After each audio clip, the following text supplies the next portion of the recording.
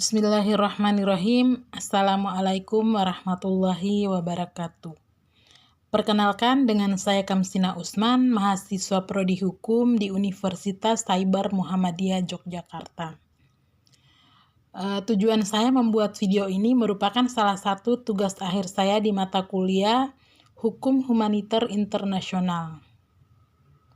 Baik, kali ini saya akan membahas terkait hukum humaniter internasional antara konflik negara Palestina dan Israel. Seperti yang kita ketahui tentang konflik dua negara tersebut, yakni negara Palestina dan Israel. Baik, saya akan mulai dengan definisi hukum humaniter internasional. Hukum humaniter internasional merupakan seperangkat aturan yang berupaya atas dasar alasan kemanusiaan untuk membatasi dampak konflik bersenjata pada manusia. Hukum humaniter internasional juga mengatur tanggung jawab negara dan kelompok bersenjata non-negara selama konflik. Hukum ini memiliki tujuan utama untuk mengatur alat dan metode peperangan serta menjamin perlindungan manusiawi terhadap individu yang tidak lagi terlibat sarana dalam konflik bersenjata.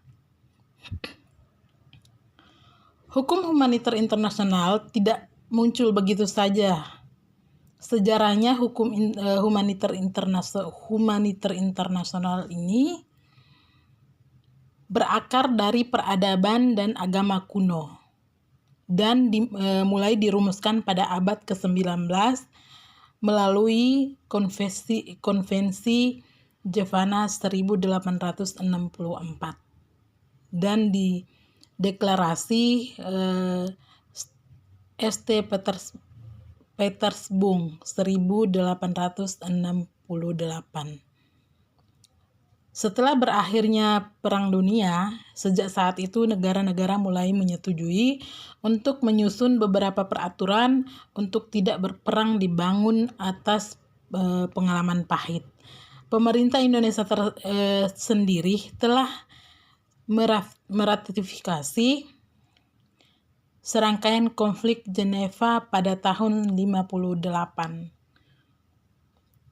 Hukum humaniter internasional atau yang juga dikenal sebagai hukum perang atau hukum konflik bersenjata memiliki beberapa tujuan, yaitu yang pertama melindungi penduduk sivil dan kombatan dari penderitaan yang tidak perlu, menjamin hak asasi manusia yang fundamental bagi tawanan perang, dan mencegah perang yang kejam dan tidak terbatas, membatasi dampak konflik bersenjata, menjabarkan tanggung jawab negara dan kelompok bersenjata non-negara selama konflik bersenjata, mengatur alat dan metode peperangan, menjamin perlindungan manusiawi terhadap individu yang tidak lagi terlibat dalam konflik bersenjata. Hukum humaniter internasional juga merupakan keseimbangan antara urgensi peperangan dan hukum kemanusiaan. Hukum humaniter internasional juga melindungi orang-orang yang tidak lagi secara langsung terlibat dalam permusuhan, seperti warga sipil, personal militer, medis, dan keagamaan, serta pekerja palang merah atau bulan sabit merah. Selanjutnya ada asas-asas hukum humaniter internasional terdiri dari 3 asas, yaitu yang pertama asas kepentingan militer, yakni yang biasa disebut pihak yang bersengketa berhak menggunakan kekerasan untuk menundukkan lawan dan mencapai tujuan perang. Dan yang kedua asas kemanusiaan, yakni pihak yang bersengketa wajib menghormati kemanusiaan dan dilarang menggunakan kekerasan yang dapat menimbulkan penderitaan yang tidak perlu atau kerugian yang berlebihan. Dan yang ketiga atau yang terakhir, asas kesatriaan, yakni dalam perang kejujuran harus didahulukan dan penggunaan sarana jahat atau trik dan cara berbahaya sangat dilarang. Selanjutnya, prinsip-prinsip dasar hukum humaniter internasional adalah yakni membedakan antara warga sipil dan kombatan, melarang serangan terhadap mereka yang tidak mampu bertempur, melarang menimbulkan penderitaan yang tidak perlu. Prinsip proporsionalitas atau prinsip kemanusiaan.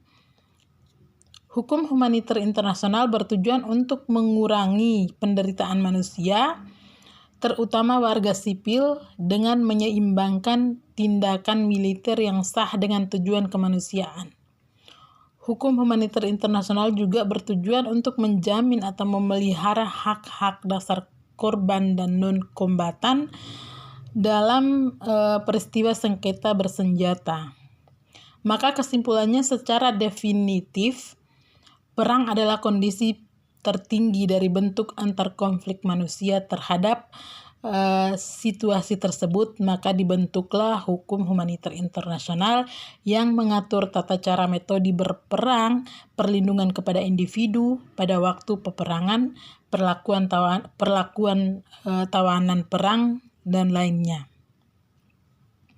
Seperti yang kita ketahui saat ini masih terjadi konflik antara negara yang terjadi kepada saudara kita di Palestina dan Israel. Maka saya akan membahas terkait latar belakang konflik Israel dan Palestina. Sejarah konflik Palestina dan Israel bermula dari awal abad ke-20 ketika Kesultanan Ottoman dikalahkan Inggris dalam Perang Dunia I. Wilayah Palestina diambil alih oleh Inggris pada tahun 1917. Deklarasi Balfour mendukung pendirian Rumah Nasional Yahudi di Palestina. Hal ini mendorong bangsa Yahudi dari berbagai belahan dunia datang ke tanah Palestina. Selama periode ini, imigrasi Yahudi meningkat dan ketegangan antara komunitas Yahudi dan Arab Palestina tumbuh. Setelah berakhirnya Perang Dunia II, Perserikatan Bangsa-Bangsa mengambil alih mandat atas Palestina dan sebelumnya dikuasai oleh Inggris. PBB membagi wilayah tersebut menjadi dua negara, satu untuk Arab Palestina dan satu untuk bangsa Yahudi. Pembagian tersebut diadopsi sebagai Resolusi PBB nomor 181 pada tahun 1947. Namun, Arab Palestina menolak pembagian tersebut, memicu Perang Arab Israel pertama pada tahun 1948 yang dimenangkan oleh Israel, yang mengakibatkan pembentukan negara Israel dan pengungsian rakyat Palestina.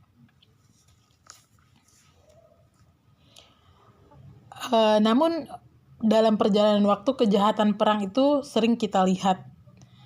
Israel menguasai wilayah yang dicoplok selama perang-perang dengan negara-negara Arab, seperti di tepi barat, Jalur Gaza, dan bagian dari Yerusalem Timur.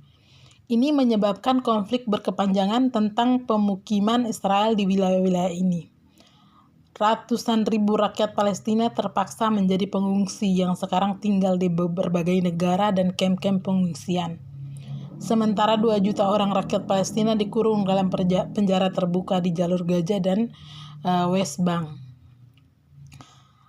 Akses mereka terhadap sandang pangan, pendidikan dibatasi. Hak hidup mereka dirampas oleh rejim Zionis Israel. Sehingga analisis yang kita upayakan, upaya untuk menyelesaikan konflik Palestina-Israel telah ada selama puluhan tahun. Di antaranya perjanjian Oslo pada tahun 1993 antara Israel dan Organisasi Pembebasan Palestina, serta perundingan Camp David pada tahun 2000 yang hampir mencapai kesepakatan tetapi akhirnya gagal. Selain itu, banyak negara dan organisasi internasional telah mencoba berperan sebagai mediator dalam konflik ini, termasuk negara-negara Arab, Amerika Serikat, Perserikatan Bangsa-Bangsa, dan Uni Eropa. Meskipun upaya-upaya ini telah dilakukan, konflik Palestina-Israel masih berlanjut. Tantangan besar meliputi masalah pembangunan pemukiman Israel, keamanan Israel, hak Palestina untuk memiliki negara mereka sendiri, dan upaya untuk mencapai kesepakatan yang dapat diterima oleh kedua belah pihak. Indonesia sebagai negara yang menentang segala bentuk penjajahan telah lama dikenal karena dukungannya terhadap Palestina dan hak untuk memiliki negara mereka sendiri.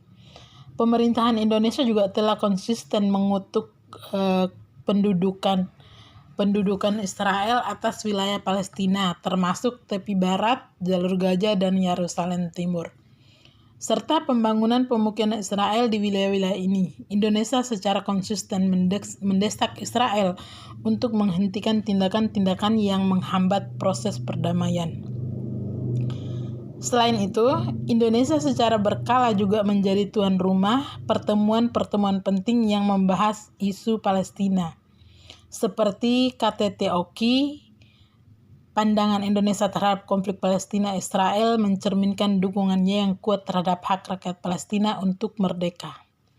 Pemerintah Indonesia telah mendukung berbagai inisiatif dan upaya internasional yang bertujuan untuk mencapai perdamaian yang adil dan berkelanjutan antara Palestina dan Israel. Selain itu, Indonesia telah berperan sebagai mediator dan pendukung perdamaian dalam upaya untuk menyelesaikan konflik tersebut. Sejumlah cara dilakukan oleh berbagai negara untuk menghentikan serangan Israel terhadap Palestina. Tidak hanya PBB dan negara-negara yang berusaha menghentikan Israel, tapi juga muncul gerakan BDS, yaitu seperti kita memboikot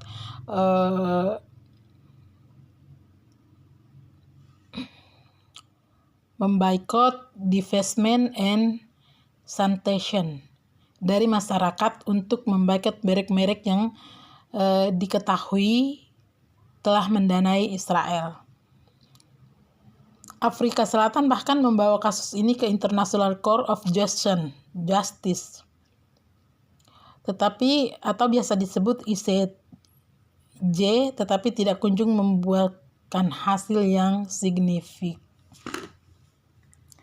Ini merupakan pelanggaran HAM genosida oleh Israel terhadap Palestina, yang merupakan sebuah konflik di wajah Dewan Internasional yang tak kunjung menemukan titik terang bagi warga Palestina. Semoga Allah selalu memberikan kekuatan dan kesabaran kepada warga Palestina agar segera mendapatkan keadilan atas perang yang mereka masih berlangsung sampai saat ini. Terima kasih. Wassalamualaikum warahmatullahi wabarakatuh.